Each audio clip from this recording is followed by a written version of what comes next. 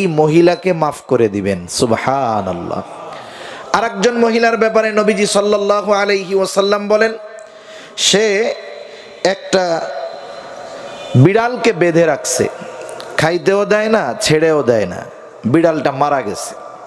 রাসূলুল্লাহ সাল্লাল্লাহু আলাইহি ওয়াসাল্লাম বলেন, এতটুকু মন্দ কাজের কারণে আল্লাহ সুবহানাহু ওয়া তাআলা তাকে পরকালে শাস্তি দিবেন। এজন্য আমার আপনার সামনে যখন কোনো নেকের কাজ করার সুযোগ আসবে, নেকের কাজটা ছোট হোক, আমি ওই নেকের কাজটাকে কাজে লাগাবো, সুযোগটাকে কাজে লাগাবো। অল্প পরিমাণ হলেও ওই নেকের সাথে, কাজের সাথে আমি আপনি শরিক থাকবো। যেমন কথার কথা, অনেক সময় অনেক দিনই কাজে শরিক হওয়ার সুযোগ আছে। অনেকে চিন্তা করে আমি দিব, বড় অ্যামাউন্ট যদি না দেই লজ্জার ব্যাপার। কিন্তু চিন্তা করতে হবে, ওই বড় অ্যামাউন্ট এখন নাই, দেওয়ার মতো অ্যাবিলিটি নাই, সেগুলো পেছনে থাক। আপনি আপনার নিয়তকে, আমি আপনার নিয়তকে পরিশুদ্ধ করে যদি 5টা টাকা 10টা টাকাও অন্তর থেকে ইখলাসের সাথে ওই কাজে শরিক হই, আশা করা যায় কেউ যদি 1,00,000 টাকাও দেয় ইখলাসবিহীন, আল্লাহ তাআলার কাছে ওই ইখলাসওয়ালা 10 টাকার দাম আরো বেশি হবে। ঠিক কিনা বলেন? এজন্য যে কোনো নেকের কাজ করার সুযোগ যদি আসে আমরা ছাড়ব না ইনশাআল্লাহ। আল্লাহ তাআলা তৌফিক দান করুন। তাহলে যে কথা বলতেছিলাম যে আল্লাহ সুবহানাহু ওয়া তাআলা আমাদেরকে খুব মোহাব্বত করেন, ভালোবাসেন। এই মোহাব্বতের অন্যতম আরেক নমুনা হলো যে রাসূলুল্লাহ সাল্লাল্লাহু আলাইহি ওয়াসাল্লামের উম্মত আল্লাহ তাআলা আমাদেরকে বানিয়েছেন। এটা আল্লাহ তাআলার পক্ষ থেকে মুমিনদের উপরে বিশেষ এক অনুগ্রহ। এ কথা আল্লাহ তাআলা কোরআনুল কারীমের মধ্যে বলেন। আল্লাহ তাআলা বলেন, লাকাদ মান্নাল্লাহু আলাল মুমিনিনা ইয বা'আসা ফীহিম রাসূলাম মিন আনফুসিহিম। আল্লাহ রাব্বুল আলামিন বলেন, মুমিনদের উপর আল্লাহ তাআলার বিশেষ অনুগ্রহ যে আল্লাহ তাদের মধ্য থেকে তাদের জন্য একজন রাসূল প্রেরণ করেছেন। তাহলে রাসূলুল্লাহ সাল্লাল্লাহু আলাইহি ওয়াসাল্লাম হলেন মুমিনদের জন্য বিশেষ অনুগ্রহ। তবে আমার আপনার নবীর ব্যাপারে আল্লাহ তাআলা ঘোষণা করেছেন, আমার আপনার নবী যদিও মুমিনদের জন্য বিশেষ অনুগ্রহ, তবে গোটা সৃষ্টি জগতের জন্যই তিনি রহমত। রাসূল আকরাম সাল্লাল্লাহু আলাইহি ওয়াসাল্লাম গোটা সৃষ্টি জগতের জন্য রহমত। পবিত্র কোরআনুল কারীমের সর্বপ্রথম সূরা সূরাতুল ফাতিহা। এটা স্তর বিন্যাসের দিক দিয়ে 1 নম্বরে সূরা ফাতিহা। সূরা ফাতিহা প্রত্যেক নামাজের প্রতি রাকাতেই তিলাওয়াত করা হয়। ইমামের পেছনে যখন পড়া হয়, ইমামের কেরাত হলো মুসল্লির কেরাত। একা যখন পড়া হয়, নিজেও সূরা ফাতিহা পড়া হয়। সূরা ফাতিহার শুরুতেই বলা হয় আলহামদুলিল্লাহি রাব্বিল আলামিন। সূরা ফাতিহার শুরুতেই বলা হয় যে আমরা বলি সকল প্রশংসা আল্লাহ তাআলার জন্য। সকল ধরনের প্রশংসা কার জন্য? আল্লাহ তাআলার জন্য। আল্লাহ তাআলাকে আরেকটু ব্যাখ্যা বিশ্লেষণ করে বলা হয় তিনি হলেন রব্বুল আলামিন। তাহলে আমরা বলি আলহামদুলিল্লাহি রাব্বিল আলামিন। সকল প্রশংসা আল্লাহর জন্য, যিনি জগৎ সমূহের রব, যিনি জগৎ সমূহের প্রতিপালক, তিনি হলেন আল্লাহ। ওই জগৎ সমূহের রব, জগৎ সমূহের প্রতিপালক আল্লাহ আমার আপনার নবীর ব্যাপারে ঘোষণা দিচ্ছেন, ওয়ামা আরসালনাকা ইল্লা রাহমাতাল লিল আলামিন। আল্লাহ তাআলা আমার আপনার নবীর ব্যাপারে ঘোষণা দেন, আমি আপনাকে সৃষ্টি জগতের জন্য তথা জগৎ সমূহের জন্য রহমত হিসাবে প্রেরণ করেছি। সুবহানাল্লাহ। তাহলে আল্লাহ তাআলা হলেন রব্বুল আলামিন আর নবীজি হলেন রহমাতুল লিল আলামিন। আল্লাহ তাআলা তার রবুবিয়তের বিস্তার যতদূর পর্যন্ত দিয়েছেন আমার আপনার নবীজিকে আল্লাহ তাআলা ততদূর পর্যন্ত রহমত হিসাবে ঘোষণা করেছেন। সুবহানাল্লাহ। এই অপারেটর ভাই আছে, এই ইগুলো কমান, এত ইটি লাগবে না, আওয়াজটা মাইকের মতো ক্লিয়ার করে দেন, টনটনা, ঠিক আছে? তাহলে নবীজি হলেন রহমাতুল লিল আলামিন, আর আল্লাহ হলেন রব্বুল আলামিন। ভলিউমটা ছাড়েন একটু, ভলিউম দেন আরো, হ্যাঁ ভলিউম দেন, মাইকের মতো আওয়াজ করেন, টনটনা। আমার আপনার নবীজি হলেন রহমাতুল লিল আলামিন। সাইডে মাইক আছে না ভাই? সাইডের মাইক দেন, প্রয়োজনে মনিটর দরকার নেই, সাইডের মাইক দিয়ে আওয়াজ ছাড়েন, বেশি ইকো টিকো দরকার নেই, মাইকের আওয়াজটা ক্লিয়ার হলে হালকা ছেড়ে দিলে হবে। তাহলে নবীজি হলেন রহমাতুল লিল আলামিন। নবীজির এই রহমত, নবীজি রহমাতুল লিল আলামিন হওয়ার সুবাদে গোটা দুনিয়ার সব মানুষ এই সুবিধা ভোগ করেছে। আওয়াজ আরো ছাড়েন, স্টেজের আওয়াজ আরো ছাড়েন মাইক। শুধু তাই না, কাফেররাও এই সুবিধা থেকে বঞ্চিত হয় নাই। রাসূল আকরাম সাল্লাল্লাহু আলাইহি ওয়াসাল্লামের সামনে একদিন আবু জেহেল এসে আল্লাহ তাআলার কাছে দোয়া করে বলে, আল্লাহ, সত্যই যদি আপনি কোরআন নাজিল করে থাকেন তাহলে আমাদের উপরে পাথর বর্ষণ করেন, নাইলে যন্ত্রণাদায়ক শাস্তি আমাদেরকে দেন। নবীজির সামনে এসে এই কথা বলার উদ্দেশ্য হলো সে নবীজি সাল্লাল্লাহু আলাইহি ওয়াসাল্লামকে টিটকারি করতেছে, খোঁচা মারতেছে। অনেক সময় দেখবেন সমাজের মধ্যে এই ধরনের কিছু মানুষ আছে, এক সময় সে অনেক ধনী মানুষ, টাকা পয়সাওয়ালা মানুষ, তার বাড়িতে আর একজন গরিব মানুষ কাজ করে, চাকরি করে। ওই অসহায় দরিদ্র মানুষটা বহুত মেহনত করে তার সন্তানটাকে লেখাপড়া শিখাইলো। সন্তান লেখাপড়া শিখে দুনিয়ার লাইনে বড় অফিসার হয়েছে, বিসিএস ক্যাডার হয়ে গেছে। সমাজের মানুষ ওই দরিদ্র মানুষটার প্রশংসা করে, আর ছেলেটারও প্রশংসা করে, আর বলে, দেখো অমুকের ছেলে অমুকে খুব কষ্ট কইরা পড়াইছে, গরিব মানুষ, তার ছেলেটা এখন বড় অফিসার। মানুষ যখন এই ধরনের কথাবার্তা বলতেছে, ওই সময় ওই জায়গায় ওই লোকটাও উপস্থিত, যেই লোকটার বাড়িতে ওই অফিসারের বাবা কাজ করত, চাকরি করত। মানুষের অবস্থা হলো এইরকম। আমরা অনেক সময় আমাদের সামনে অপর আর একজন অনুপস্থিত আর একজনের প্রশংসা শুনলে অনেক সময় গা চুলকায় আমাদের। তখন আমি খুঁজতে থাকি ওর কোন দোষটা পাওয়া যায়। এইবার ওই লোকটার গা চুলকাইতেছে এই কথাগুলো শুনে। সে বলতেছে, অমুকে যত বড় অফিসার হয় হোক, তাতে কি আসে যায়?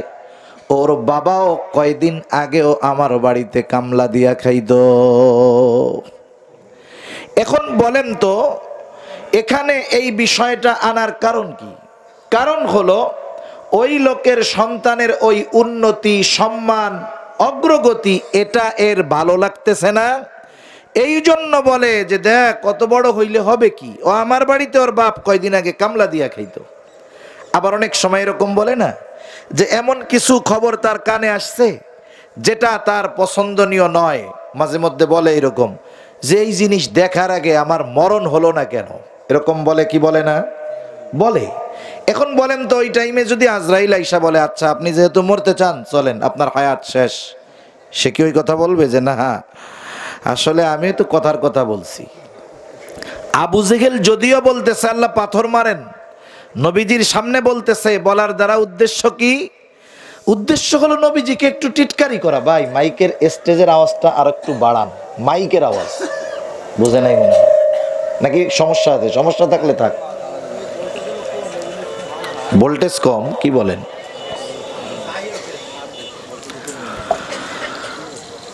তাহলে আবু জেহেল রাসূলুল্লাহ সাল্লাল্লাহু আলাইহি ওয়াসাল্লামের সামনে এ কথা বলার কারণ হলো সে টিটকারি করে বলতেছে, কেমন যেন, মুহাম্মদ তোমার উপরে কোরআন নাজিল হইল কেন? আমি তো নেতা, আমি সমাজের সম্মানিত মানুষ, আল্লাহ রে কেমন জানি বলতেছে, আল্লাহ আপনি আমার উপরে কোরআন নাজিল না কইরা ওর উপরে কেন করলেন?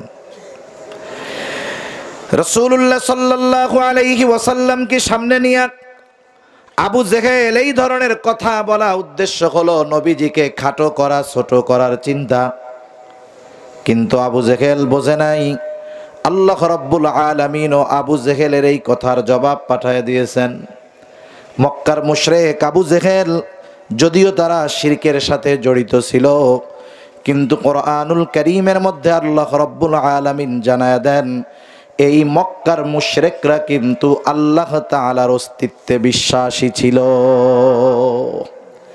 নাস্তিকেরা কিন্তু আল্লাহ তাআলার অস্তিত্বে বিশ্বাস করে না, তারা বলে স্রষ্টা বলে কিছুই নাই। কিন্তু আবু জেহেল, উতবা, সাইবা এটা বলতো না যে আল্লাহ তাআলা বলতে কিছুই নাই, বরং তারা যে আল্লাহ তাআলার অস্তিত্বে বিশ্বাসী ছিল সে কথা কোরআনুল কারীমে আল্লাহ তাআলা জানায় দেন। আল্লাহ রাব্বুল আলামিন বলেন, ওয়ালা ইন সাআলতাহুম মান খালাকাস সামাওয়াতি ওয়াল আরদ লা ইয়াকুলুন্নাল্লাহ। আল্লাহ রাব্বুল আলামিন বলেন, আপনি যদি মক্কার মুশরিকদেরকে জিজ্ঞাসা করেন মান খালাকাস সামাওয়াতি ওয়াল আরদ, আসমান এবং জমিনের স্রষ্টাকে, আল্লাহ তাআলা আগে নিজেই জবাব দিয়ে বলেন, দুইটা তাকিদ যোগ করে আল্লাহ তাআলা বলেন, আপনার এই প্রশ্নের জবাবে তারা যা বলবে শুনে নেন। তারা বলবে লা ইয়াকুলুন্নাল্লাহ, অবশ্যই অবশ্যই আসমান জমিনের স্রষ্টা হলেন আল্লাহ। এরপরে আল্লাহ তাআলা আর এক জায়গায় বলেন, ওয়ালা ইন সাআলতাহুম মান নাযালা মিনাস সামাই মাআন ফাআহইয়া বিহিল আরদা বা'দা মাউতিহা লা ইয়াকুলুন্নাল্লাহ। আল্লাহ তাআলা বলেন, আপনি যদি তাদেরকে জিজ্ঞাসা করেন মান নাযালা মিনাস সামাই মাআ, কে আসমান হতে পানি বর্ষণ করে, শুধু তাই না ওই বর্ষিত পানির দ্বারা কে মৃত জমিনকে পুনরায় পুনরুজ্জীবিত করে। এই যে সামনে আস্তে আস্তে চৈত্র মাস আসবে, শীতের পরে যেই জমিনটা আমরা বসে আছি এটাও হয়তো শুকনা ঠনঠনা চৌচির হয়ে যাবে। এই যে দেখেন ওই শক্ত জমিনের উপরে যখন আসমান হতে পানি বর্ষণ করা হয়, এখন তো আধুনিক প্রযুক্তি, মোটর আছে, স্যালো মেশিন আছে, কিন্তু একটা সময় অবস্থা এমনটা ছিল না। ওই মক্কার মুশরিকরাও আসমানওয়ালার আসমানি পানির জন্য অপেক্ষায় থাকতো। আল্লাহ তাআলা সেই কথাই বলেন, আপনি যদি তাদেরকে জিজ্ঞাসা করেন কে আসমান হতে পানি বর্ষণ করে এবং ওই বর্ষিত পানির দ্বারা কে মৃত জমিনকে পুনরায় পুনরুজ্জীবিত করে, অর্থাৎ ফসল উৎপাদনের অনুপযুক্ত জমিনটাকে কে উপযুক্ত করে তুলে, আল্লাহ তাআলা জানায় দেন ওরা ওদের দেবদেবীদের কথা বলবে না, ওরা কি বলবে, লা ইয়াকুলুন্নাল্লাহ, অবশ্যই অবশ্যই এগুলো যিনি করেন তিনি কে। বৃষ্টি দেনও আল্লাহ, এ জমিনকে ফসল উৎপাদনের উপযুক্ত করে তুলেনও আল্লাহ। শুধু তাই না, আপনি যদি তাদেরকে তাদের স্রষ্টার ব্যাপারে জিজ্ঞাসা করেন যে তাদেরকে সৃষ্টি করেছে, আল্লাহ তাআলা বলেন, ওয়ালা ইন সাআলতাহুম মান খালাকাহুম লা ইয়াকুলুন্নাল্লাহ। আপনি যদি তাদেরকে জিজ্ঞাসা করেন তাদের স্রষ্টাকে, তারা তাদের দেবদেবীদের কথা বলবে না, নাস্তিকদের মতো বলবে না এমনিই আমরা হয়ে গেছি, বরং এই প্রশ্নের জবাবেও তারা বলবে লা ইয়াকুলুন্নাল্লাহ, অবশ্যই অবশ্যই আমাদের স্রষ্টা হলেন আল্লাহ। তাহলে এগুলার দ্বারা এই বিষয়টা বোঝা যায় যে আল্লাহ সুবহানাহু ওয়া তাআলার ব্যাপারে, অস্তিত্বের ব্যাপারে মক্কার মুশরিকেরা বিশ্বাসী ছিল, তবে তাদের শিরক এত জঘন্য পর্যায়ের ছিল যে তারা নিঃসন্দেহে বেঈমান। শুধু তাই না, আবু জেহেল দোয়া করে, নবীজি এক হাদিসের মধ্যে বলেন আবু জেহেল দোয়া করেছে, আল্লাহ তাআলা আবু জেহেলের দোয়াও কবুল করেছেন। বদরের যুদ্ধের দিন সকাল বেলায় আবু জেহেল আল্লাহ তাআলার কাছে দোয়া করে, বলে আল্লাহ, আজকের এই দিনে যারা হকের উপরে আছে, সত্যের উপরে আছে, আপনি তাদের বিজয় দান করেন। নবীজি সাল্লাল্লাহু আলাইহি ওয়াসাল্লাম বলেন, আল্লাহ তাআলা আবু জেহেলের দোয়া কবুল করেছেন এবং ওই দিন যারা হকের উপরে ছিল সত্যের উপরে ছিল, আল্লাহ তাআলা তাদেরকে বিজয় দান করেছে। ওই আবু জেহেল আল্লাহ তাআলার কাছে দোয়া করতেছে, বলে আল্লাহ সত্যই যদি আপনি কোরআন নাজিল করে থাকেন তাহলে আমাদের উপরে পাথর বর্ষণ করেন, নাইলে যন্ত্রণাদায়ক শাস্তি আমাদের দেন। আল্লাহ তাআলা আবু জেহেলের এই দোয়ার আওয়াজ তো আল্লাহ তাআলা শুনছেন, নবীজির মাধ্যমে জবাব আল্লাহ তাআলা পাঠায় দিয়েছেন। আল্লাহ তাআলা জবাবে বলেন, না হাবিব আপনি ওদেরকে জানায় দেন, আপনি তাদেরকে জানায় দেন, ওমা কানাল্লাহু লিয়ুআযযিবাহুম ওয়া আনতা ফীহিম। আপনি তাদেরকে জানায় দেন, কেমন যেন আল্লাহ তাআলা বলতেছে, আবু জেহেল তুমি যেটা চেয়েছো সেটা আমি তোমাকে দিতাম, কিন্তু না দেওয়ার কারণ হলো রহমাতুল লিল আলামিন তোমাদের মাঝে আছে, এই জন্য এটা দিলাম না। যে আমি তাদেরকে আপনি তাদের মধ্যে থাকা অবস্থায় কোনো আযাব দিব না। আল্লাহ তাআলা নবীজির জবান দিয়ে জানায় দিচ্ছেন যে তুমি তো আযাব চাইতেছো, পাথর বর্ষণ চাইতেছো, তা নবীজি তো রহমাতুল লিল আলামিন, উনি যেহেতু তোমাদের মধ্যে আছে, ওনার সম্মানার্থে আযাবের উপযুক্ত হওয়ার পরেও আমি তোমাদেরকে আযাব দিব না, কারণ উনি হলেন গোটা সৃষ্টি জগতের জন্য রহমত। এজন্য রাসূলুল্লাহ সাল্লাল্লাহু আলাইহি ওয়াসাল্লাম দোয়া করেছেন আল্লাহ তাআলার কাছে, আমাদের গুনার কারণে আল্লাহ তাআলা যেন আমাদেরকে সমূলে নির্মূল না করে দেন। আল্লাহ তাআলার কাছে দোয়া করেছেন যে আল্লাহ আমার উম্মতের পাপের কারণে আপনি তাদেরকে সমূলে বিনাশ করে দিয়েন না। এই জন্য মাঝে মধ্যে একটু নড়াচড়া দিয়ে আল্লাহ তাআলা সতর্ক করে দেয়। আজকেও আমাদের দেশে ভূমিকম্প হয়েছে, খোঁজ খবর আছে নাকি আপনাদের? ভূমিকম্পের বৈজ্ঞানিক কারণ দেখেন ভিন্ন কথা, প্লেটের নড়াচড়া হয় এই জন্য ভূমিকম্প হয়, এটা বিজ্ঞানীরা কারণ বের করছে। কিন্তু ভূমিকম্পের মূল কারণ জমিনের উপরে পাপাচার, অনাচার, গোনা, অন্যায়, জুলুম বেড়ে যাওয়ার কারণে জমিন মাঝে মধ্যে নড়া দিয়া সতর্ক করে দেয়। দুনিয়াব্যাপী ঘন ঘন ভূমিকম্প হইতেছে। আজকে ভূমিকম্পের মাত্রা ছিল 5.8, কিন্তু এই ভূমিকম্পের সময়টা ছিল বেশ লম্বা। আমার জন্ম যতদিন, এতদিন যেই কয়েকটা ভূমিকম্প টের পেয়েছি, এত দীর্ঘ সময় নিয়ে কোনো ভূমিকম্প হয় নাই। সময়টা বেশ লম্বা, কয়েক সেকেন্ডের মধ্যে কমপ্লিট হয়ে গেছে, কিন্তু আজকে বেশ লম্বা সময় নিয়ে ঝাঁকুনি কাঁপুনি থাকছে। একটু চিন্তা করে দেখেন, কিয়ামতের আগে এই ভূমিকম্প বেড়ে যাবে। ভাই আওয়াজ এটা দিতে বলেন, আর আওয়াজ আরো কমতেছে আস্তে আস্তে মাইকের, শুনতে পারতেছেন? আমার কানে আওয়াজ আসতেছে না, এই জন্য। যাই হোক, কিয়ামতের আগে ভূমিকম্প বেড়ে যাবে, কিন্তু আল্লাহ তাআলা উম্মতে মুহাম্মাদিকে একসাথে শেষ করে দিবেন না, এটা নবীজির দোয়ার বরকতে। রাসূল আকরাম সাল্লাল্লাহু আলাইহি ওয়াসাল্লাম আমাদের জন্য আল্লাহ তাআলার কাছে দোয়া করে গিয়েছেন, কারণ উম্মতের প্রতিও তার যথাযথ দরদ, মোহাব্বত, ভালোবাসা ছিল। আমরা তো নবীজিকে ভালোবাসি, নবীজিও কিন্তু আমাদের ভালোবাসতেন। হাদিসের আলোকে নবীজির ভালোবাসার কথা স্পষ্টভাবে জানা যায়। রাসূলুল্লাহ সাল্লাল্লাহু আলাইহি ওয়াসাল্লাম কেমন ভালোবাসতেন আমাদের? তিনি বলেন, রাসূল আকরাম সাল্লাল্লাহু আলাইহি ওয়াসাল্লাম তিলাওয়াত করলেন, যা আল্লাহ তাআলা ইব্রাহিম আলাইহিস সালাতু ওয়াস সালামের ব্যাপারে নাজিল করেছেন।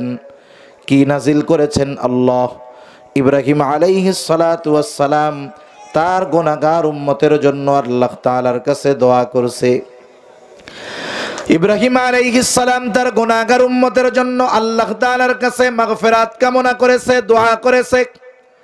কারণ প্রত্যেকটা নবী তার উম্মতকে ভালোবাসে।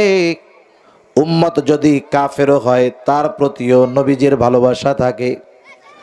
বরং কিছু কিছু ক্ষেত্রে এমন হয়, একটা লোকের যদি একাধিক সন্তান থাকে, সব সন্তানগুলো ভালো, মুত্তাকি, পরহেজগার, আর একটা হলো খারাপ। বলেন তো মা বাবা বাকি কয়েকজনের জন্য চিন্তা বেশি করে নাকি খারাপটার জন্য চিন্তা বেশি করে? এটা ভালোবাসার কারণে। শুধু তাই না, যখনই আল্লাহ তাআলার কাছে দোয়া করে তখনই বলে, আল্লাহ এই ছেলেটা যদি বাকিগুলার মতো নেককার হয়ে যাইতো, ভালো হয়ে যাইতো, তাহলে আমি মরেও শান্তি পাইতাম। এরকম বলে না? বলে। দোয়াও বেশি করে, চিন্তাও এটার জন্য বেশি করে। কেন করে? ছেলে তো খারাপ, কেন করে? ভালোবাসার কারণে করে। উম্মত যত গুনাহগার হোক, পাপী হোক, প্রত্যেকটা নবী তার উম্মতকে ভালোবাসে। ইব্রাহিম আলাইহিস সালাতু ওয়াস সালাম তার উম্মতকে ভালোবাসেন, যদিও সবাই পাপী গুনাহগার, সবাই গুনাহগার নয়, সবাই নেককার নয়, সবাই ঈমানদার নয়। ইব্রাহিম আলাইহিস সালাম আল্লাহ তাআলার কাছে দোয়া করতেছেন, বলেন, রব্বি ইন্নাহুন্না আযলালনা কাসীরাম মিনান নাস ফামান তাবিআনি ফাইন্নাহু মিন্নি ওয়ামান আসানি ফাইন্নাকা গফুরুর রহিম। ইব্রাহিম আলাইহিস সালাতু ওয়াস সালাম বলতেছেন, ও আমার রব, এই প্রতিমাগুলো, এই মূর্তিগুলা অধিকাংশ মানুষকে পথচ্যুত করে ফেলছে, পথভ্রষ্ট করে ফেলছে। যারা আমার অনুসরণ করেছে তারা তো আমার দলভুক্ত। ওমান আসানি, যারা আমার আনুগত্য প্রকাশ করে নাই, মূর্তি পূজা বাদ দেয় নাই, ঈমান আনে নাই, এরাও তো আমার উম্মত। আল্লাহ, কেমন যেন ইব্রাহিম আলাইহিস সালাম বলতেছে, আল্লাহ যদিও এরা পাপী, তথাপিও তো এরা আমার উম্মত, সুতরাং আপনি তাদেরকে ক্ষমা করে দেন। কেন? ফাইন্নাকা গফুরুর রহিম, আপনি হলেন দয়াময়, আপনি হলেন ক্ষমাশীল, আপনি হলেন অতিশয় দয়ালু, সেই জন্য আমার এই গুনাহগার উম্মতগুলাকেও আপনি মাফ করে দেন। وقال عيسى عليه الصلاة والسلام إن تعذبهم فإنهم عبادك। ঈসা আলাইহিস সালাতু ওয়াস সালাম তার গুনাহগার উম্মতের জন্য দোয়া করেছে। ঈসা আলাইহিস সালাম বলতেছে, আল্লাহ ইন তুআযিবুহুম ফাইন্নাহুম ইবাদুক, আপনি যদি তাদেরকে শাস্তি দেন তারা তো আপনারই উম্মত, আর আপনি যদি তাদেরকে ক্ষমা করে দেন, ওয়া ইন তাগফির লাহুম ফাইন্নাকা আনতাল আজিজুল হাকীম, আর আপনি যদি তাদেরকে ক্ষমা করে দেন, আপনি তো আজিজ, আপনি তো হাকিম, আপনি তো মহাপরাক্রমশালী, মহাপ্রজ্ঞাময়। আল্লাহ, আপনি যদি আমার উম্মত, আপনার বান্দা এদেরকে ক্ষমা করে দেন, কেউ আপনার কাছে জিজ্ঞাসা করবে না, জবাবদিহিতা চাইবে না। এর কারণ হলো আপনি হলেন মহাপরাক্রমশালী আর মহাপ্রজ্ঞাময়। এই দুই নবী গুনাহগার উম্মতের জন্য দোয়া করছে। রাসূল আকরাম সাল্লাল্লাহু আলাইহি ওয়াসাল্লামের অন্তরের মধ্যে উম্মতের মোহাব্বতের জোশ উঠে গেছে। নবীজিও এবার আল্লাহ তাআলার কাছে দোয়া করতেছে গুনাহগার উম্মতের জন্য। নবীজি দুই হাত উঁচু করে দিয়েছে, ফারাফা ইয়াদাইহি, নবীজি দুই হাত উঁচু করে দিয়া বলতেছে, ওয়াকালা আল্লাহুম্মা উম্মতি উম্মতি ওয়া বাকা।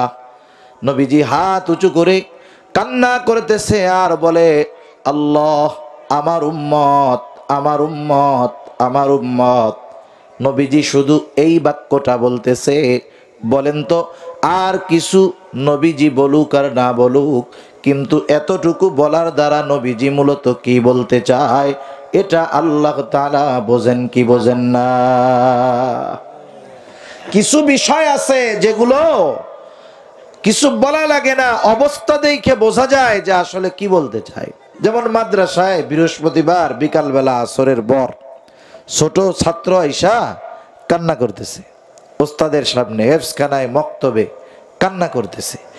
এখন বলেন তো বৃহস্পতিবার বিকাল বেলায় যদি কোনো ছাত্র আইসা হুজুরের সামনে কান্নাকাটি করে, তাহলে হুজুরের কি বুঝতে বাকি আছে কান্না কেন করতেছে? কথা বোঝেন নাই? কেন কান্না করে বলেন তো? বাড়ি যাওয়ার জন্য ছুটি চায়। এখন ওর তো কান্নার গতি শুধু বাড়ে। হুজুর বলে, তুমি যত কান্নাকাটি করো কোনো লাভ নাই, কান্নাকাটি করলে লাভ নাই। কেন কান্না করতেছো না বললে কোনো লাভ হবে না। এইবার ছেলেটার কান্নার গতি আরো বাইরে যায়। এক সময় কাঁদতে কাঁদতে বলে, হুজুর আমি একটু বাড়িতে যাইতে চাই। তখন হুজুর হাসি দিয়া বলে, যাও, আগামী দিন শুক্রবার সন্ধ্যার আগে আবার ফিরে আসবা। এই যে দেখেন, কান্নার কারণ বোঝার পরেও জবান দিয়ে শুনতে চাওয়ার কারণ হলো এটা ওস্তাদ ছাত্রের একটা মহব্বত, ভালোবাসার বিষয়। যদিও নবীজি কি বলতে চায় সব কিছু আল্লাহ তাআলা জানেন, বোঝেন, এরপরেও আল্লাহ তাআলা তার হাবিবের জবান দিয়ে বিষয়গুলো শুনতে চায়। আল্লাহ রাব্বুল আলামিন জিবরাইল আলাইহিস সালাতু ওয়াস সালামকে বলেন, জিবরাইল যাও, মুহাম্মদ কেন কান্না করে, কান্নার কারণ জিজ্ঞাসা করো। জিবরাইল আলাইহিস সালাতু ওয়াস সালাম হাজির, এসে জিজ্ঞাসা করে, কেন কান্না করেন? যদিও আল্লাহ তাআলা আপনার কান্নার ব্যাপারে জানেন, কান্নার কারণ জানেন, এরপরেও তিনি আপনার কাছে কারণটা শুনতে চান। নবীজি সাল্লাল্লাহু আলাইহি ওয়াসাল্লাম এইবার কান্নার কারণ বললেন। এক কথায় উম্মতের ব্যাপারে যা বলার সব কিছু জিবরাইল আলাইহিস সালামের কাছে বললেন। জিবরাইল আলাইহিস সালাতু ওয়াস সালাম আল্লাহ তাআলার কাছে গিয়ে সব কথাগুলো আবার বলল। আল্লাহ তাআলা জিবরাইল আলাইহিস সালামকে বললেন, জিবরাইল যাও, মুহাম্মদকে জানায় দাও আমি অচিরেই তাকে তার উম্মতের ব্যাপারে সন্তুষ্ট করব, তার উম্মতের ব্যাপারে আমি তাকে অসন্তুষ্ট করব না। রাসূলুল্লাহ সাল্লাল্লাহু আলাইহি ওয়াসাল্লাম আল্লাহ তাআলার কাছ থেকে দুনিয়ায় থাকতেই উম্মতের ব্যাপারে এই কথা পাশ করায় নিয়ে আসছেন। সুবহানাল্লাহ। শুধু তাই না, রাসূলুল্লাহ সাল্লাল্লাহু আলাইহি ওয়াসাল্লাম উম্মতের জন্য যেটা কল্যাণকর, যখন কল্যাণকর সেটাকে তখনকার জন্যই সংরক্ষণ করে দেন। হাদিসের মধ্যে আসছে, নবীজি সাল্লাল্লাহু আলাইহি ওয়াসাল্লাম বলেন, আল্লাহ তাআলা প্রত্যেকটা নবীকে তার উম্মতের ব্যাপারে বিশেষ এক একটা দোয়া করার সুযোগ দিয়েছে। সব নবী তার উম্মতের ব্যাপারে সেই দোয়া দুনিয়ায় করে ফেলছে। নবীজি বলেন, আমি ওই দোয়াটাকে সংরক্ষণ করে রেখেছি। কিয়ামতের দিন আমি আমার উম্মতের জন্য ওই দোয়াটাকে সুপারিশ হিসাবে আল্লাহ তাআলার কাছে করব। কারণ ওই দিনটা উম্মতের জন্য বড় মুসিবতের হবে। এই জন্য নবীজি ওই দোয়াটাকেও ওই দিনের জন্য সংরক্ষণ করে রাখছে। শুধু তাই না, নবীজি উম্মতের চিন্তায় থাকতেন। যখন প্রাথমিক দিকে দাওয়াত দেওয়া শুরু করেছেন নবীজি সাল্লাল্লাহু আলাইহি ওয়াসাল্লাম, প্রাথমিক দিকে যখন দাওয়াত দেন কাফেররা দাওয়াত গ্রহণ করে না। নবীজি কোনো অপরিচিত পরিবেশে গিয়ে দাওয়াত দেন নাই। নবীজি যাদের মাঝে দাওয়াত দিয়েছেন তারাও নবীজিকে চিনে, নবীজিও তাদেরকে চিনে। প্রায় 40 বছর নবীজি তাদের মধ্যে অবস্থান করেছেন। শুধু তাই না, নবীজির আখলাকে, নবীজির আচরণে মুগ্ধ হয়ে মক্কার কাফেররাই নবীজিকে উপাধি দিয়েছে আল আমিন আস সাদিক। ঠিক কিনা বলেন? এটা তো নবুয়ত পাওয়ার পরে যে পাইছেন উপাধি তা না, বরং এটা নবুয়ত প্রাপ্ত হওয়ার আগেই মক্কার মুশরিকরা, মক্কার কাফেররা নবীজি সাল্লাল্লাহু আলাইহি ওয়াসাল্লামকে এই উপাধি দিয়ে দিয়েছেন। শুধু তাই না, নবীজির সত্যবাদিতার ব্যাপারে তারা কত বড় আস্থাশীল ছিল। যখন রাসূলুল্লাহ সাল্লাল্লাহু আলাইহি ওয়াসাল্লামের উপরে আল্লাহ তাআলা আয়াত নাযিল করলেন, ওয়া আনযির আশীরাতাকাল আকরাবিন, আল্লাহ তাআলা আয়াত নাযিল করলেন এখন আর গোপনে দাওয়াত হবে না। 3 বছর গোপনে দাওয়াত দেওয়ার পর আল্লাহ তাআলার আদেশ আসলো প্রকাশ্যে দাওয়াত দেন। নবীজি এবার সাফা পাহাড়ের উপরে দাঁড়ায় গেলেন। নবীজি দাঁড়ায়া সকল মক্কার বাসিন্দাদেরকে আহ্বান করলেন। এমনি ওই পাহাড়ের এক মর্যাদা ছিল। সাফা পাহাড়টা হলো আবু কুবাইস পাহাড়েরই একটা অংশ। এই আবু কুবাইস এই পাহাড়ের উপরে দাঁড়িয়ে যদি কোনো অপরিচিত ব্যক্তিও মক্কাবাসীর কাছে সাহায্য চাইতো, ওই পাহাড়ের সম্মানার্থে ব্যক্তি যেই হোক, মক্কার মানুষেরা ওই ব্যক্তিকে সাহায্য করার জন্য ছুটে আসতো। একেবারে অপরিচিত মানুষ, সে শুধু দাঁড়ায় ডাক দিছে, সাহায্য চেয়েছে, আর মানুষে ছুটে আসতো তাকে সাহায্য করার জন্য। আজকে এখানে দাঁড়াইছে মুহাম্মাদুর রাসূলুল্লাহ সাল্লাল্লাহু আলাইহি ওয়াসাল্লাম। এখন মক্কার সব মানুষ ছুটে আসছে, যে আমাদের আল আমিন আমাদের ডাকছে, কি জন্য ডাকছে? নবীজি সাল্লাল্লাহু আলাইহি ওয়াসাল্লাম তাদেরকে বলতেছে, আমি যদি তোমাদেরকে বলি এই পাহাড়ের পেছনে পাদদেশে একদল অশ্বারোহী সৈন্য আক্রমণ করার জন্য অপেক্ষমান, তোমরা কি আমার কথা বিশ্বাস করবা নাকি? এ কথা বলার সাথে সাথে মক্কার কাফেররা সমস্বরে বলতেছে, হ্যাঁ মুহাম্মদ, অবশ্যই তোমার এই কথা আমরা বিশ্বাস করব, কারণ হলো ইতিপূর্বে আমরা তোমাকে কখনো মিথ্যাবাদী পাই নাই। তুমি এখন পর্যন্ত যত কথা বলছো তুমি সব সত্য কথা বলেছো। এই 40 বছরে একবারও আমরা তোমার কাছ থেকে কোনো মিথ্যা কথা পাই নাই। এজন্য কাফেররা নবীজি সাল্লাল্লাহু আলাইহি ওয়াসাল্লামের ব্যাপারে বিভিন্ন কথা বলে অপবাদ দিয়েছে, কিন্তু চারিত্রিক বিষয়কে উল্লেখ করে কখনো অপবাদ দেওয়ার সাহস পায় নাই। মক্কার মুশরিকেরা নবীজির বিরুদ্ধে 3টা অভিযোগ তুলতো। কয়টা অভিযোগ? 3টা। একটা বলতো উনি পাগল, আরেকটা উনি জাদুকর, আরেকটা উনি কবি। এই 3 বিষয় বলে ওনাকে মানুষদের থেকে দূরে সরানোর চেষ্টা করত। আর এই 3টার কোনোটাই ব্যক্তির ক্যারেক্টার অথবা চরিত্রের সাথে সম্পৃক্ত নয়। মক্কার কাফেররাও আমার আপনার নবীজির চারিত্রিক বিষয় নিয়ে কথা বলার সাহস পায় নাই। রাসূলুল্লাহ সাল্লাল্লাহু আলাইহি ওয়াসাল্লাম দেখেন ওই পরিবেশে মানুষেরা তাকে এত পরিমাণ চিনে, ওই পরিবেশে নবীজি যখন দাওয়াত দিছেন কাফেররা দাওয়াত গ্রহণ করে নাই, আপনজন কাছের মানুষেরা দাওয়াত কবুল করে নাই। স্বাভাবিক কি হয়, অপরিচিত একটা মানুষ যদি আমার কথা না শোনে দুঃখ নাই, ওরেও আমি চিনি না, সেও আমাকে ভালো চিনে না। কিন্তু বলেন তো, যারা আমাকে আপনাকে চিনে কাছের মানুষ, তাদের কাছে যখন কোনো সত্য কথা বলা হবে তারা যদি ওই কথা বিশ্বাস না করে, বলেন তো কষ্ট বেশি লাগবে নাকি কম লাগবে? আপনি সত্য কথা বলতেছেন, আপনার আত্মীয় স্বজন কাছের মানুষ বন্ধু বান্ধব চাচা বাবা মা বিশ্বাস করে না, এটা কষ্টের কারণ হবে। নিজের উপরে একটা প্রেশার আসবে, ডিপ্রেশন, টেনশন, চিন্তা আসবে। নবীজিও চিন্তায় পড়ে গেছেন, আরে এরা আমার যত কাছের হোক, যত পরিচিত হোক, এরা যদি আমার কথা না মানে, বিশ্বাস না করে, ঈমান না আনে, এদের ঠিকানা হবে জাহান্নাম। নবীজি সাল্লাল্লাহু আলাইহি ওয়াসাল্লাম চিন্তায় খানা দানা কমে গেছে, অসুস্থ হয়ে গেছেন, দুর্বল হয়ে গেছেন নবী। আল্লাহ তাআলা ওহী নাজিল করে জানায়া দেন, লাআল্লাকা বাখিউন নাফসাকা আল্লা ইয়াকুনু মুমিনিন। আল্লাহ তাআলা বলেন, তারা ঈমান না আনার কারণে আপনি নিজেকে নিজে নিঃশেষ করে দিবেন। তার মানে উম্মতের চিন্তায় নবীজি কত বিভোর ছিলেন, উম্মতের চিন্তায় কতটা চিন্তিত ছিলেন। উম্মত ঈমান না আনার কারণে রাসূল আকরাম সাল্লাল্লাহু আলাইহি ওয়াসাল্লাম চিন্তায় অসুস্থ হয়ে যাইতেন। শুধু তাই না, রাসূল আকরাম সাল্লাল্লাহু আলাইহি ওয়াসাল্লাম উম্মতের দ্বারা যখন কোনো কষ্ট পেয়েছেন, উম্মতের প্রতি মোহাব্বত ভালোবাসা থাকার কারণে উম্মতের প্রতি বদদোয়া করেন নাই।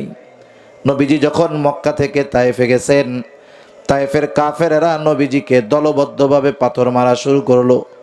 এমন নয় যে ছোট ছোট পাথর মারছে, রাসূলুল্লাহ সাল্লাল্লাহু আলাইহি ওয়াসাল্লামের গায়ে বড় বড় ধারালো ধারালো পাথর তারা নিক্ষেপ করেছে, যার কারণে পাথরের আঘাতে কেটেও গেছে, দাগ হয়ে গেছে শরীরের মধ্যে। আয়েশা সিদ্দিকা রাদিয়াল্লাহু তাআলা আনহা নবীজিকে একদিন গার মধ্যে দাগ দেইখা বললেন, ইয়া রাসূলুল্লাহ, আপনার কি কখনো বসন্ত হয়েছিল নাকি? নবীজি বলেন, না, আমার তো কখনো বসন্ত হয় নাই। তাইলে আপনার গায়ের মধ্যে এই দাগগুলো কিসের? নবীজি বললেন, আয়েশা, আমি যখন দ্বীনের দাওয়াত নিয়ে তায়েফে গিয়েছিলাম, তায়েফের মানুষ বুঝতে পারে নাই তারা আমাকে যেই পাথর নিক্ষেপ করেছিল এইগুলো হলো তাদের নিক্ষিপ্ত পাথরের দাগ। রাসূল আকরাম সাল্লাল্লাহু আলাইহি ওয়াসাল্লামের সাথে যায়েদ রাদিয়াল্লাহু তাআলা আনহু ছিলেন, কিন্তু একা তিনি ঠেকাতে পারেন না। রাসূলুল্লাহ সাল্লাল্লাহু আলাইহি ওয়াসাল্লাম পাথরের আঘাতে রক্তাক্ত জর্জরিত, গায়ের পোশাক ভিজে, গা বেয়ে বেয়ে রক্ত পড়ে জুতার মধ্যে ঢুকে রক্ত শুকায়া জুতা পায়ের সাথে আটকে গেছে। স্বাভাবিক সময়ে আমরা যখন রক্তদান করি 200-250 গ্রাম রক্ত যদি দেহ থেকে বের করা হয়, অনেকে অনেক সময় জ্ঞান হারা হয়ে যায়, সেন্সলেস হয়ে যায়।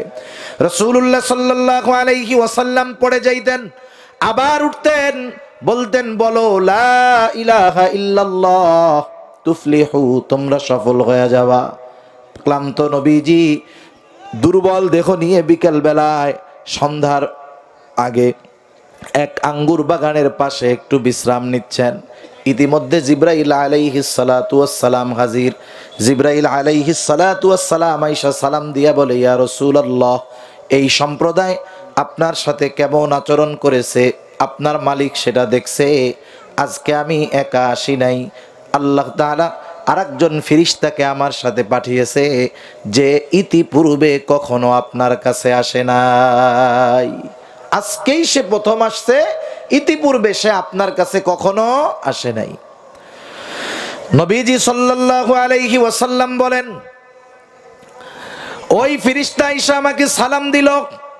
সালাম দেওয়ার পরে বলে, ইয়া রাসূলুল্লাহ, এরা আপনার সাথে কেমন আচরণ করেছে আপনার মালিক সব দেখছে। তিনি আমাকে আপনার কাছে পাঠিয়েছেন আপনার আদেশ পালন করার জন্য। আপনি যদি চান, আপনি যদি নির্দেশ দেন, 2 পাহাড় দিয়ে এই তায়েফবাসীকে এমনভাবে পিষে দেওয়া হবে, এখানে একটা জনবসতি ছিল তার কোনো অস্তিত্ব থাকবে না, একেবারে পিষে দেওয়া হবে। একটু চিন্তা করে দেখেন, একটু আগে যাদের দ্বারা আঘাতপ্রাপ্ত হয়েছেন, রক্তাক্ত হয়ে দুর্বল হয়ে ক্লান্ত হয়ে গেছেন, গড়ে এখনো রক্ত শুকায় নাই, রক্তের দাগও শুকায় নাই, নবীজি কেমন মায়া মোহাব্বত উম্মতের উপরে ছিল। শুধু যে ওনার সময় যারা ছিল তা নয়, বরং কিয়ামত পর্যন্ত সব অনাগত উম্মতের প্রতি নবীজি দরদ দেখায় গিয়েছে। যারা ওই সময় ছিল তাদের জন্য দরদ ছিল, যারা ওই সময় ছিল না কিয়ামত পর্যন্ত আসবে তাদের জন্য নবীজি দরদি ছিলেন। সুবহানাল্লাহ। ফেরেশতা এই কথা বলার পরে নবীজি বিশ্রাম করতেছিলেন, একটু উঠে বসলেন। উঠে বসে নবীজি বলতেছে, কেমন যেন নবীজি বলতেছে, তুমি তো বলতেছো 2 পাহাড় একত্রে মিশায়া ওদেরকে পিষে দিয়ে দেই, শেষ করে দেই, নিশ্চিহ্ন হয়ে যাবে, আপনি নির্দেশ দেন। নবীজি বললেন, শোনো, তুমি তো এই কথা বলো, বাল আরজু আইয়াখরুজাল্লাহু মিন আসলাবিহিম মান ইয়াবুদুল্লাহা ওয়াহদাহু ওয়া লা ইউশরিকু বিহি শাইআ। নবীজি বলেন, আমি তো আল্লাহ তাআলার কাছে এই আশা পোষণ করি, আল্লাহ তাআলা এই সম্প্রদায়ের মধ্য থেকে এমন এক জাতি বের করবে যারা এক আল্লাহর ইবাদত করবে, তার সাথে কারো শরীক করবে না।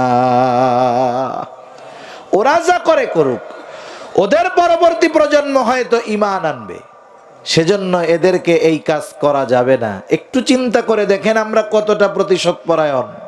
15-20 বছর আগে কেউ যদি আমার দিকে একটু চোখ গরম করে তাকায়া থাকে, 20 বছর পরে আমি যদি পাওয়ারফুল হয়ে যাই, আমি চিন্তা করি যেই চোখ বড় করে আমার দিকে তাকাইছে ওই চোখই উঠাই ফেলবো। আমাদের প্রতিশোধের নেশা এমন বেশি। কিন্তু নবীজি সাল্লাল্লাহু আলাইহি ওয়াসাল্লামের উম্মতের প্রতি কেমন দরদ, যেই উম্মতের আঘাতে নবীজি রক্তাক্ত হয়ে গেছেন, কাফের থাকা এই উম্মতগুলোর আঘাতে রক্তাক্ত নবীজি সামান্য প্রতিশোধ নেন নাই, এমনটাও বলেন নাই হালকা একটু দিয়ে সাইজ করে দেন, এটাও বলেন নাই। বরং বলতেছে, আমি তো আশা করি এদের মধ্য থেকে এমন এক জাতি বের হবে যারা এক আল্লাহর ইবাদত করবে, তার সাথে কারো শরীক করবে না। এজন্য রাসূলুল্লাহ সাল্লাল্লাহু আলাইহি ওয়াসাল্লাম আমাদেরকে ভালোবাসার নিদর্শন রেখে গেছেন। আরো হাদিস বলা যাবে, নবীজি যে আমাদেরকে ভালোবাসেন এ ব্যাপারে কারো সন্দেহ আছে নাকি? কোনো সন্দেহ নাই। নবীজি আমাদেরকে কত ভালোবাসেন, বাস্তবতা হলো আমি আমাকে যত ভালোবাসি, আমি আমার জন্য যত চিন্তিত, তার চাইতে নবীজি আমাকে বেশি ভালোবাসেন, এবং আমার নাজাতের জন্য আমি যত চিন্তিত তার চাইতে বেশি চিন্তিত আমার আপনার নবী। যেই নবী উম্মতকে এত ভালোবাসেন, আর এই ভালোবাসার সাক্ষ্য স্বয়ং আল্লাহ তাআলা দিয়েছেন। কে দিয়েছেন? আল্লাহ তাআলা দিয়েছেন। আল্লাহ রাব্বুল আলামিন বলেন, লাকাদ জাআকুম রাসূলুম মিন আনফুসিকুম আজিজুন আলাইহি মা আনিত্তুম হারিসুন আলাইকুম বিল মুমিনিনা রাউফুর রহিম। আল্লাহ তাআলা বলেন, লাকাদ জাআকুম রাসূলুম মিন আনফুসিকুম, তোমাদের মধ্য থেকে তোমাদের জন্য এমন একজন রাসূলের আগমন হয়েছে যিনি আজিজুন আলাইহি মা আনিত্তুম, তোমাদের জন্য যেটা কষ্টের সেটা ওই নবীজির জন্য কষ্টের। সুবহানাল্লাহ। তার মানে উম্মত যেটার দ্বারা কষ্ট পাবে ওই কষ্টটা নবীজিও অনুভব করেন। এই জন্য সাহাবায়ে কেরাম যখন নবীজির কাছে আইসা কোনো কষ্টের কথা বলতেন, কেমন যেন নবীজিও সেই কষ্টটা অনুভব করতেন। আল্লাহ তাআলা বলেন, আজিজুন আলাইহি মা আনিত্তুম, তিনি তোমাদের জন্য হলেন আজিজ, সমব্যথী। তোমরা যেটাতে কষ্ট পাও তিনিও সেটাতে কষ্ট পান। তোমাদের কষ্ট নবীজির কষ্টের কারণ হয়। তিনি হলেন হারিসুন আলাইকুম, তোমাদের জন্য তিনি হলেন অতি কল্যাণকামী। কিন্তু মুমিনদের জন্য স্পেশাল দুইটা। আল্লাহ তাআলা বলেন, বিল মুমিনিনা রাউফুর রহিম, বিশেষ করে মুমিনদের জন্য তিনি হলেন রাউফ, তিনি হলেন রহিম। রাউফ রহিম এই শব্দ দুটো হলো আল্লাহ তাআলার গুণবাচক নামগুলোর মধ্যে অন্যতম দুইটা নাম। অতি সদয় পরম দয়ালু রাউফুর রহিম হলেন আল্লাহ। সেই আল্লাহ উম্মতের প্রতি নবীজির দরদ মায়া মোহাব্বত ভালোবাসা বোঝাতে গিয়ে বলতেছেন, নবী হলেন মুমিনদের জন্য রাউফুর রহিম, নবী হলেন মুমিনদের জন্য অতি সদয় পরম দয়ালু। কে বলতেছেন বলেন তো? নিজের গুণবাচক নাম উম্মতের প্রতি নবীজির মোহাব্বত বর্ণনা করতে গিয়ে নিজের গুণবাচক নাম আল্লাহ তাআলা নবীর শানে ব্যবহার করেছেন। তার মানে এ কথা বুঝতে কষ্ট হওয়ার কথা নয়, নবীজি আমাদেরকে সর্বোচ্চ ভালোবাসতেন। যেই নবী এত ভালোবাসে আমাদের, এখন বলেন তো সেই নবীর প্রতি আমাদের ভালোবাসার দরকার আছে না নাই? আছে। নবীজিকে ভালোবাসতে হবে নিজের জীবনের চাইতে বেশি। কিছু ভালোবাসা আছে, এটা আপ ডাউনের সুযোগ আছে, কম বেশি করার সুযোগ আছে। বাবার সাথে সন্তানের ভালোবাসা, এটাও দ্বীনের কারণে শত্রুতায় পরিণত হতে পারে। বাবার বিরোধী হয়ে যেতে পারে সন্তান, সন্তানের বিরোধী হয়ে যেতে পারে বাবা। সাহাবায়ে কেরাম দেখায় দিছে, আবু উবাইদা ইবনুল জাররাহ রাদিয়াল্লাহু তাআলা আন যুদ্ধের ময়দানে, বদর যুদ্ধের সময় তার বাপ জাররাহ কাফেরদের পক্ষে যুদ্ধ করতে আসছে। আবু উবাইদা চিন্তা করলেন বাবার থেকে দূরে দূরে সৈরা যুদ্ধ করবে, কিন্তু বাবার দিকে নজর রাখতেছে বাবা কি করে। খেয়াল করছে একবার দুইবার নবীজিকে হত্যার চেষ্টা করতেছে, আক্রমণের চেষ্টা করতেছে জাররাহ। তৃতীয়বার যখন আবু উবাইদা দেখলো তার বাবা জাররাহ পুনরায় ওই কাজ পুনরাবৃত্তি করার চেষ্টা করতেছে, এইবার ওনার ধৈর্যচ্যুত হয়ে গেছেন। উনি এইবার আর বাবাকে ছাড় দেন নাই। আল্লাহর মহাব্বতে, নবীর মহাব্বতে নিজে গিয়ে তলোয়ার দিয়ে নিজের বাবাকে দুনিয়া থেকে বিদায় করে দিয়েছে। এটা দুনিয়ার কোনো স্বার্থে করেন নাই, নবীজির মহাব্বতে করছে। কার মহাব্বতে? নবীজির মহাব্বতে। এজন্য কিছু বিষয় আছে যেই ভালোবাসাগুলো আপ ডাউন হতে পারে। সম্পর্কের যে ভালোবাসা এটা আপ ডাউন হইতে পারে, কিন্তু নবীজির প্রতি ভালোবাসা এটা ডাউন হওয়ার কোনো সুযোগ নাই, শুধু বাড়তে হবে। এটা শুধু বাড়তে হবে, এটা কমার কোনো সুযোগ নাই। আর এই ভালোবাসা যত বাড়বে ঈমান তত মজবুত হবে, ঠিক কিনা বলেন? কারণ এই ভালোবাসার সম্পর্ক ঈমানের সাথে। কিসের সাথে? ঈমানের সাথে। নবীজিও সে কথা বলেন। নবীজি বলেন, লা ইউমিনু আহাদুকুম হাত্তা আকুনা আহাব্বা ইলাইহি মিন ওয়ালিদিহি ওয়া ওয়ালাদিহি ওয়ান নাসি আজমাইন। নবীজি বলেন, তোমাদের মধ্যে কেউ ততক্ষণ পর্যন্ত মুমিন হতে পারবে না যতক্ষণ না সে সন্তান সন্ততি পিতামাতা এক কথা, সকলের চাইতে আমি নবীকে বেশি ভালো না বাসবে, যতক্ষণ না নবীকে সবচাইতে বেশি ভালোবাসা যাবে ততক্ষণ কেউ পরিপূর্ণ মুমিন হতে পারবে না। এই ভালোবাসা শুধু যে সন্তান সন্ততি মা বাবার চাইতে বেশি হবে তা নয়, বরং এই ভালোবাসাটা হবে মুমিনের জীবনের চাইতেও বেশি।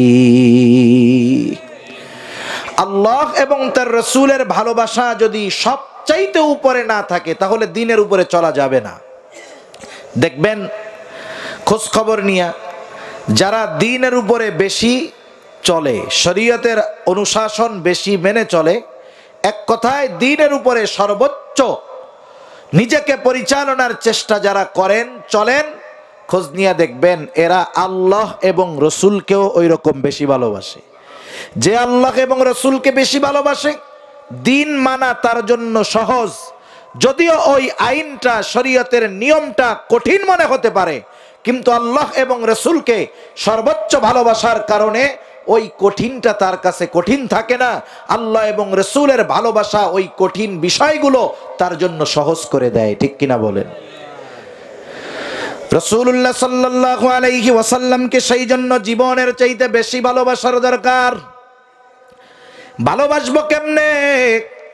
আমরা তো নবীজিকে সামনে পাই নাই, সামনে পাইলে সর্বোচ্চ ভালোবাসা যায়।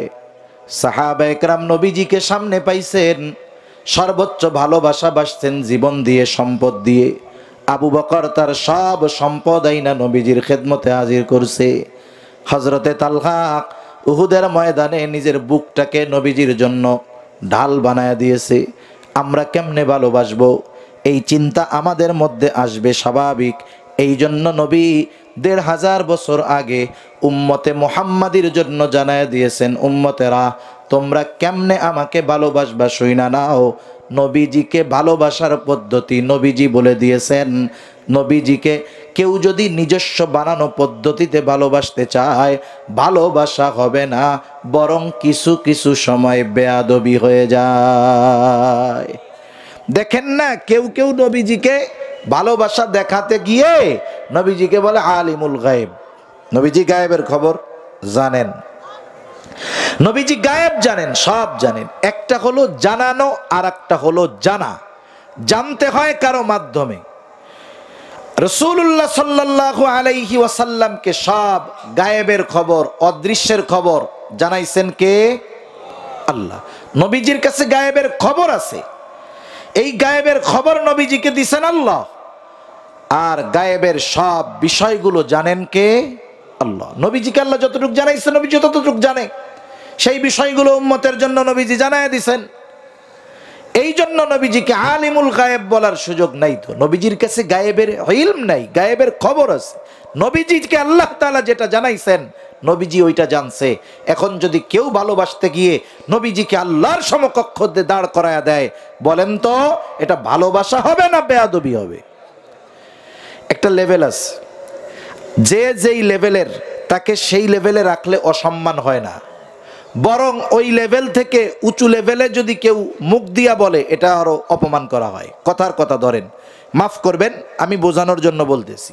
মনে করেন একজন ভ্যান চালাইতেছে, ভ্যান চালক আছে না, ভ্যান চালায়। এখন গরমের দিন, প্রচন্ড গরম, ভ্যান চালায়া যাচ্ছে, আপনার এক জায়গায় যাওয়ার দরকার, সে খুব জোরে চালায়া যাইতেছে ভ্যানটা। আপনি তারে ডাক দিলেন, ও পাইলট দাঁড়াও। ভ্যানওয়ালারে কি বললেন? জোরে বলেন না, কি বললো? পাইলট। বলেন তো পাইলট হইতে হইলে কি করতে হয়? মন চাইলেই হওয়া যায় নাকি? বেসরকারিভাবে পাইলট হইতে হইলে মিনিমাম ৬০-৭০ লক্ষ টাকা মিনিমাম খরচ হবে, তাকে শিক্ষা থাকতে হবে। এখন ওই লোক যদি একটু বোধ সম্পন্ন হয় তাহলে বলবে, ভাই চালাই ভ্যান, ভ্যানওয়ালা কোন পাইলট টাইলট কোয়েন না। কি বলবে? চালাই ভ্যান, ভ্যানওয়ালাই বলেন, পাইলট মাইলট বইলেন না। এখন দেখেন, আপনি মনে যদি তারে তখন বলেন যে বেটা পাইলট হইতে কত টাকা লাগে জানো? হ্যাঁ তুমি চালাও ভ্যান, তাতে কি পাইলট কইছি রাগও কেন? ও বলবে, ভাই এটা বইলা অপমান টপমান করেন না আমারে। তার মানে দেখেন সে যেই লেভেলের, আপনি যখন তাকে ওই লেভেল থেকে উপর লেভেলে জুড়ায় দিতে চাইলেন, সে অপমান বোধ করলো, সে সম্মান বোধ করে নাই। কেউ যদি নবীজিকে আল্লাহর সমকক্ষ দাঁড় করায় দিতে চায়, এতে নবীজি খুশি হবেন না, বরং যারা এটা করে নবীজিকে ভালোবাসার দাবি করতে চায়, ওরা বরং নবীজিকে অপমান করে। ঠিক কিনা বলেন? সেজন্য নবীজিকে ভালোবাসার পদ্ধতি নবীজি শিখায় দিয়েছেন। নবীজির পদ্ধতিতে যদি আমরা নবীজিকে ভালোবাসি, তাইলে কোনো বিপদ নাই। নবীজিকে কেমনে ভালোবাসতে হবে? নবীজি বলেন, মান আহাব্বা সুন্নতি ফাকাদ আহাব্বানি ওয়া মান আহাব্বানি কানা মাই ফিল জান্নাহ। নবীজি বলেন, যে আমার সুন্নাতকে ভালোবাসলো সে আমি নবীকে ভালোবাসলো, যে আমি নবীকে ভালোবাসলো সে আমার সাথে জান্নাতে অবস্থান করবে। নবীর সাথে জান্নাতে অবস্থান করতে চাই সবাই। এ আশা কার কার আছে? হাত উঁচা করি তো। নারায়ে তাকবীর, মাশাআল্লাহ, হাত নামাই। একটু চিন্তা করেন, নবীজির সাথে জান্নাতে থাকার খবর, সংবাদ, এটা সাহাবায়ে কেরামের কাছে এত আনন্দের ছিল। হযরত আনাস রাদিয়াল্লাহু তাআলা আনহু বলেন, একদিন এক গ্রাম্য সাহাবী আসছে। গ্রামের কিছু মানুষ আছে, এদের কথাবার্তায় আমরা মনে করি এরা মূর্খ। আসলে মূর্খ না, এটা তাদের সরলতা, বুঝে না আর কি। সরল মানুষ মুখ দিয়ে আসছে, তা বলে দিছে। নবীজি একজনের সাথে কথা বলতেছে, ওই লোক দৌড়ে গিয়া নবীজির কাছে গিয়ে বলতেছে, মাতা সাআ, কিয়ামত কখন হবে? বলার একটা ভাব আছে, যেমন একই কথা প্রেজেন্টেশনের কারণে, উপস্থাপনের কারণে অর্থের মধ্যে, বুঝের মধ্যে আকাশ জমিন ফারাক হয়ে যায়। মনে করেন একজন আমাকে বা আপনাকে বলছে, চা খান। আপনি বললেন কি? খাবো না। চা খাবো না মানে? খাবো না মানে কি? এখন খাবো না। কিন্তু আপনি কথাটা যদি একটু ধাক্কা দিয়ে বলেন, চা খাবেন বা চা খান, খাবো না, বলেন তো অর্থ কি হইল? কি হইবে? মানে খাবো মানে যা আছে সব খাবো। শব্দ এক, বাক্য এক, শুধুমাত্র বলার ভঙ্গিমার কারণে অর্থের পুরা বিপরীত একটা অর্থ দাঁড়ায় গেছে। এখন ওই সাহাবী আয়েশা যেভাবে বলছে যে কখন কিয়ামত হবে, ওনার ভাবটা এরকম যে উনি কিয়ামতের জন্য রেডি, কিন্তু কিয়ামত আসতেছে না, এরকম হলো অবস্থা। আপনি এই বিজয় বাসা গিয়ে টিকিট কাটছেন বাসের, 10টার গাড়ি, এখন 10:30 বাজে, আপনি তো যাওয়ার জন্য রেডি নাকি? বাস তো আধা ঘন্টা লেট। কাউন্টারে যে কি বলেন ওই সময়, এই মিয়া বাস কই, আসে না কেন, বা বাস কখন আসবে? টিকিট কাটার আগে বাস কখন আসবে, আর টিকিট কাটার পরে, সময় হওয়ার পরে বাস কখন আসবে, এই দুই কথার মধ্যে তফাৎ আছে। আপনি যখন টিকিট কাটছেন 10টার টিকিট, বাস আসে নাই, 10:20 যায় বলতেছেন বাস কখন আসবে, এই বলার দ্বারা কি আছে? এর মধ্যে কথা আছে। এই মিয়া টিকিট কাইটা বইসা আছি, 10টার গাড়ি, এখনো খবর নাই, বাস কেন আসে না? এই হলো কথাটা। তা ওনার বলার ভাব হলো এরকম যে কিয়ামতের জন্য উনি প্রস্তুত, কিন্তু কিয়ামত আসতেছে না। এজন্য নবীকে জিজ্ঞাসা করতেছে যে কিয়ামত কখন আসবে। কিছু প্রশ্নের পরে জবাব দেওয়ার চাইতে আবার প্রশ্ন করাটা জরুরি হয়ে যায়। নবীজি সাল্লাল্লাহু আলাইহি ওয়াসাল্লাম কথা শেষ, এবার বলতেছে, ওই ব্যক্তি কোথায় যে প্রশ্ন করলো মাতাসা, কিয়ামত কখন হবে? ওই লোকটা বলে, ইয়া রাসূলুল্লাহ আমি। নবীজি এবার বলতেছে, মা আ'দাত্তা লাহা, কিয়ামতের জন্য তুমি কি প্রস্তুতি নিয়েছো, কি সংগ্রহ করেছো?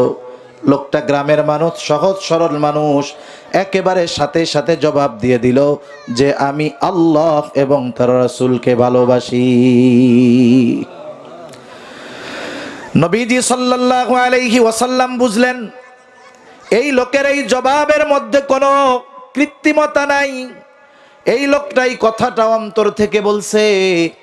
নবীজিও তাকে বললেন, যে যাকে ভালোবাসে তার সাথে অবস্থান করবে। লোকটা এবার বাড়ির পথে হাঁটা দিল। হযরত আনাস রাদিয়াল্লাহু তাআলা আনহু বলেন, নবীজির মুখে এই কথা শুনবার পর, ঈমান আনার পরে আমরা এতটা খুশি হই নাই নবীজির মুখে এই কথা শুনে আমরা যতটা খুশি হয়েছি। তাহলে সেই নবীজির সাথে থাকার সুযোগ জান্নাতের মধ্যে নসিব হয়ে যাবে যদি নবীজির সুন্নাতকে আমরা মহব্বত করি। আর একটা বিষয় হলো নবীজির সাথে থাকতে হইলে জান্নাতেতেও যাওয়ার দরকার। তাইলে জান্নাতে যাবে কারা? নবীজি বলেন কুল্লু উম্মতি ইয়াদখুলুনাল জান্নাতা ইল্লা মান আবা, আমার সব উম্মত জান্নাতে প্রবেশ করবে আবা উম্মত ছাড়া। জিজ্ঞাসা করা হলো ইয়া রাসূলুল্লাহ আবা উম্মত কারা? নবীজি বললেন মান আতাআনি দাখালাল জান্নাহ ওয়া মান আসানি ফাকাদ আবা, যে আমার আনুগত্য করলো সে জান্নাতে প্রবেশ করবে, যে আমার আনুগত্য করলো না সে আবা উম্মত, সে জাহান্নামে যাবে। তাহলে দুই হাদিস কি যদি মিলানো হয়, কথাটা এই রকম হয় যে নবীজির সুন্নাতকে মোহাব্বত করে যারা অনুসরণ করবে তারাই জান্নাতে যাবে, নবীর সাথে থাকবে। এই জন্য নবীজিকে যদি ভালোবাসতে হয় তাহলে নবীজির সুন্নতকে মোহাব্বতের সাথে অনুসরণ ছাড়া বিকল্প নাই। এখন বলেন নবীজির সুন্নাত মানতে গেলে বিভিন্ন কথা আসে না? যেমন যুবক মানুষ কথার কথা মনে করেন দাড়ি রাখবে, দাড়ির কথা কেন কয় হুজুররা বেশি? দাড়ির সুন্নাতের কথা হুজুররা কিন্তু বেশি বলে, বুজুর্গানে দিনও বলে, ওলামায়ে কেরাম বলে, যারা নসিহত করে এরা বলে। কেন? দাড়ি হলো এমন এক সুন্নাত যেই সুন্নাতের কারণে অন্যান্য অনেক সুন্নাত সহজ হয়ে যায়।